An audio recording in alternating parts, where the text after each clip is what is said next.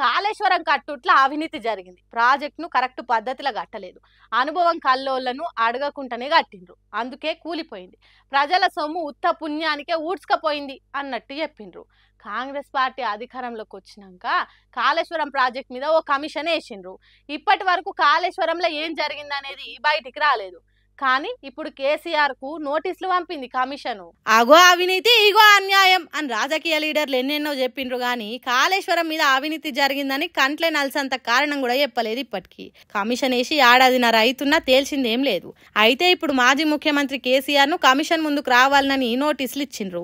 వచ్చే నెల 5వ తారీఖున కమిషన్ ముందటికి వచ్చి తీరాలే అన్నట్టు చెప్పింది.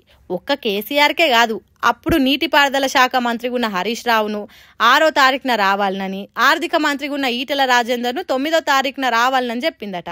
మే నెలాఖరికి కమిషన్ కాలం అయిపోతున్నదట. అయినా తెలంగాణ సర్కార్ ఇంకో 2 నెలలు ఒడిగించి విచారణ ఒడగొట్టాలని చెప్పిందట. ఇప్పటికే ఇంజనీర్లను, ఆఫీసర్లను, కాళేశ్వర కాంట్రాక్టర్లను విచారణ చేసి వాళ్ళ తాను నుంచి కాయిదాలు రాయించి తీసుకున్నది. ఇక ఆఖరణ సర్కార్లు ఉన్న పెద్దోళ్ళని పిలిచి మాట్లాడుతున్నారు అన్నట్టు. అయితే కేసీఆర్ ఒక్కని పేరే కాకుండా హరీష్ రావు, ఈటెల రాజేందర్ పేర్లను ఎందుకు పెట్టిండ్రంట అంటే వాళ్ళ ఇలువ తక్కువ చేసే ఉపాయం అంటున్నారు కొందరు. బీజేపీ పార్టీ అధ్యక్ష పదవి కోసం పోటీ పడుతున్నాడు ఈటెల రాజేందర్. బీసీ ముఖ్యమంత్రి అనేది కూడా బయటికి నడుతున్నది. అది రాకుంటుండేతానికి కాళేశ్వరం బురద ఊస్తే ఆగిపోతుందని ఇక్కడి బీజేపీ లీడర్లే ఈటెల రాజేందర్ నిరికిచ్చిండ్రని అంటుర్రు. ఈ నడుమ కాంగ్రెస్ సర్కార్ మీద, సీఎం రేవంత్ రెడ్డి మీద ఒంటికాల మీద లేస్తున్నాడు కదా ఈటెల. అందుకే ఇదంతా అని అంటుర్రు కొందరు. మరి హరీష్ రావు పేరు ఎందుకున్నట్టంటే ఈటెల ఒక్కరిని నిరికిస్తే అనుమానం వస్తుందని హరీష్ రావును కూడా పిలిచిండ్రని అంటుర్రు. ఎవరు చెప్పేది నిజమో, ఎవరి రాజకీయం ఎట్లున్నదో మనకు తెలియదు కానీ నోటీసులు అయితే ఇచ్చింది. మరి కాళేశ్వరం మీద వేసిన పీసీ ఘోష్ కమిషన్ ఆఖరికి ఏం తేలుస్తుంది? అవినీతి జరిగిందని తేలుస్తుందా, లేకుంటే ఎవరి తప్పు లేదని చెప్తుందా అనేది ముందు చూడాలి. వచ్చే గ్రామ పంచాయతీ ఎన్నికలలో ఏ పార్టీకి ఎన్ని ఎమ్మెల్యే సీట్లు వస్తాయి, ఏ పార్టీకి ఎన్ని ఎంపీ సీట్లు వస్తాయో మీకు తెలుసా? ఏంది గ్రామ పంచాయతీ ఎన్నికలలో ఎమ్మెల్యే సీట్లు, ఎంపీ సీట్లా? నీకేమన్నా దిమాక్ల ధమాకున్నదా పిల్ల అనే కదా మీరు అనుకునేది. కానీ స్థానిక సంస్థల ఎన్నికలల్లో ఎమ్మెల్యేలను, ఎంపీలను గెలిపించుకోవచ్చు. ఏంది నమ్ముతలేరా? అయితే ఈ మాటలినుండ్రి. స్థానిక ఎలక్షన్స్ లో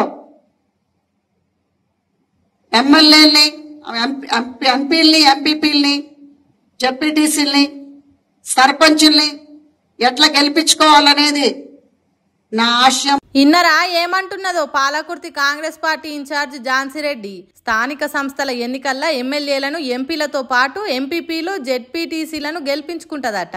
మరి ఎంతమంది ఎమ్మెల్యేలను, ఎంతమంది ఎంపీలను గెలిపిస్తుందో చెప్పలేదు గాని పక్కగా కష్టపడి కంటికి నిద్ర లేకుండా పనిచేసైనా గెలిపించుకునుడు తన ఆశయం అంటున్నది. అరే గ్రామ పంచాయతీ ఎన్నికలల్లో ఎమ్మెల్యే పదవికి, ఎంపీ పదవులకు ఓట్లుండేవి. సర్పంచులు, వార్డు మెంబర్లు, ఎంపీటీసీలు, ఎంపీపీలు, జెడ్పీటీసీలకే ఎన్నికలు ఉంటాయి. మరి ఆ ముచ్చట తెలియనామె రాజకీయం ఎట్లా చేస్తున్నది? అక్కడి కాంగ్రెస్ పార్టీ కార్యకర్తలు ఆమె ఎంట ఎట్లా తిరుగుతున్నారు? ఏం తెలియనామాయక జనాలు ఈ ఝాన్సీ రెడ్డి చెప్పేది నిజం కావచ్చు అనుకోరా? గాయంత తెలియకుంటే ఎట్లా మేడం? ఎమ్మెల్యే ఎన్నికలకు, ఎంపీ ఎన్నికలకు, స్థానిక సంస్థల ఎన్నికలకు తేడా తెలియకుండా ఎట్లా రాజకీయాలకు వచ్చిండ్రు ఝాన్సీ రెడ్డి? పుసుక్కున్న నోర్జార అన్నవే అనుకుందాం. తర్వాతనైనా అరే రే పొరపాటు జరిగింది అన్నట్టు ఎమ్మెల్యేల సహకారంతోని, ఎంపీల సాయంతోని స్థానిక సంస్థల ఎన్నికల్లో మొత్తం సీట్లు గెలుస్తాం అన్నట్టు చెప్పాలి కదా. కానీ నేనే రైట్ చెప్తున్నా అన్నట్టు మస్తు నమ్మకం ఉన్నట్టు మాట్లాడితే ఎట్లా మేడం అంటున్నారు పాలకుర్తి నియోజకవర్గ పబ్లిక్. తొర్రూరు మండల కాంగ్రెస్ పార్టీ మీటింగ్ లో ఇగో గిట్లా మాట్లాడింది. ఆ స్టేజ్ మీద కూర్చున్నోళ్ళైనా మేడం అట్లా కాదు ఇట్లా అని కూడా చెప్తలేరు. ఇగో గిట్లున్నది కాంగ్రెస్ పార్టీల ఎన్నికల్లో ఎమ్మెల్యేలను, ఎంపీలను గెలిపించుకునే ముచ్చట్లు అని నవ్వుకుంటుర్రు పాత వరంగల్ జిల్లా పబ్లిక్.